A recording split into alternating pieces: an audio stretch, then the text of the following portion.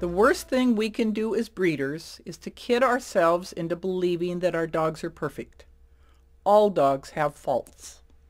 The only way we're ever going to minimize the number and degree of those faults is to recognize them, determine the causes for them, and then do what we can to breed those causes out.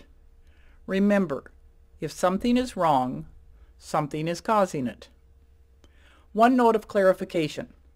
For evaluation purposes only, I classify as pets those puppies primarily suited to be family companions, as opposed to puppies structurally suited for conformation, performance, and/or breeding purposes. Puppies possessing structural weaknesses that more than likely will diminish their physical well-being as adults, or that can impact the structural quality of the next generation.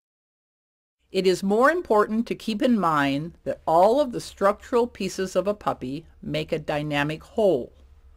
Don't let yourself become so focused on details or particular pieces that you forget to look at the puppy as a whole.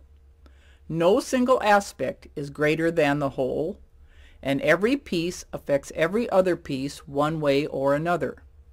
The only exception is when you find a structural weakness that will probably impact the quality of that dog's life. When my late husband and I first started developing this puppy evaluation process, we devised a grading system of 1 to 5 points, with 3 being an average dog of that breed that we were seeing in the show ring. However, as I watch others evaluate litters in accordance with our process, too often I see many tied scores. When most breeders first begin to use our process, they are unable to see and feel the subtle differences between puppies. If you are finding a lot of tied scores in the litters you evaluate, try using a broader scoring system. I recommend a point spread of 1 to 9, with 5 being an average.